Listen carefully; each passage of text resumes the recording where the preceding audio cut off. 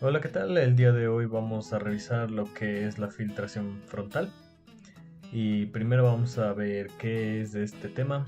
La filtración es una operación unitaria que tiene como fin la separación de un sólido insoluble que está en una suspensión sólido-líquido. El método para separarlos es haciendo pasar un flujo de alimentación a través de una membrana que puede retener las partículas sólidas. La membrana es porosa y se le conoce como medio filtrante. Se tiene que con el paso del tiempo los sólidos retenidos en esta membrana van a formar una capa que también se le conoce con el nombre particular de torta.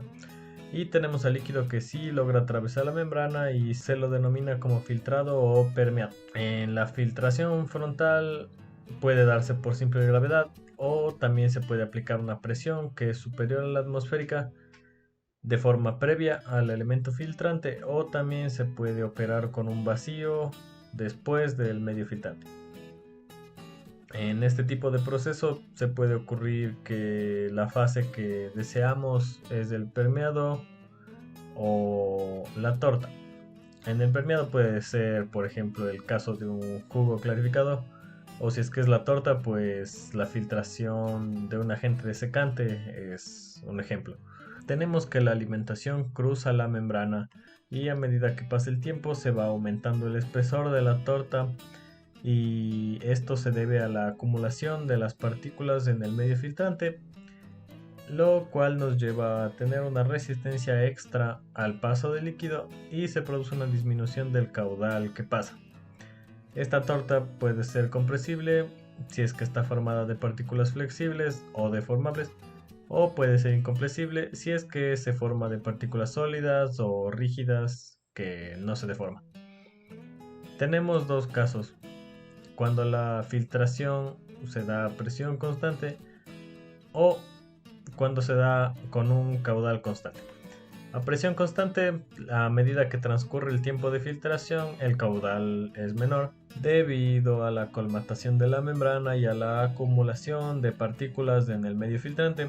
Y en cambio, cuando tenemos la filtración a caudal constante, el caudal de permeado se mantiene estable, pero se requiere modificar la variación de la presión de forma constante para mantener este volumen de filtrado. Tenemos un ejemplo para entender un poco mejor estos conceptos.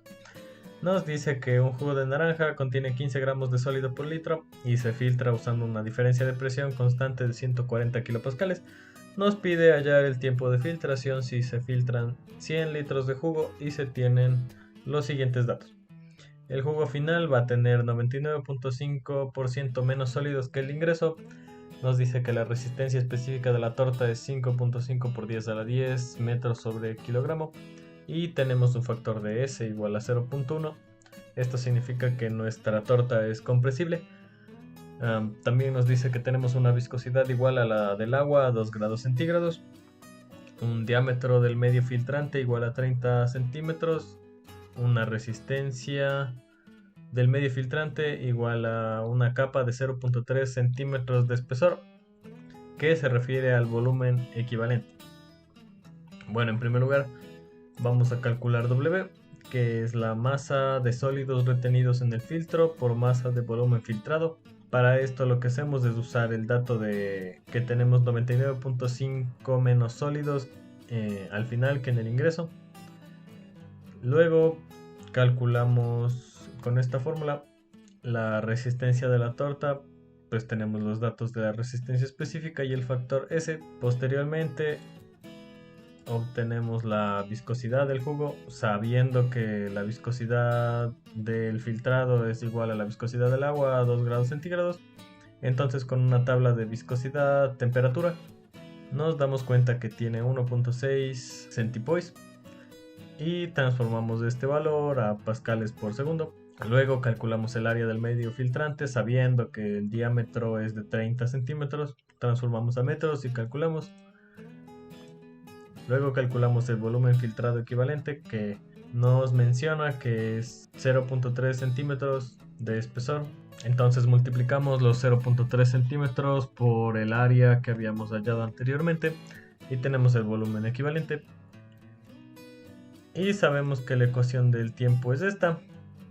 Ya habíamos calculado todos los datos previamente, sabemos el valor de la variación de presión y conocemos el volumen que vamos a filtrar. Por lo tanto, reemplazando los datos y verificando que tenga una coherencia dimensional, tenemos que el tiempo necesario es igual a 11.55 segundos.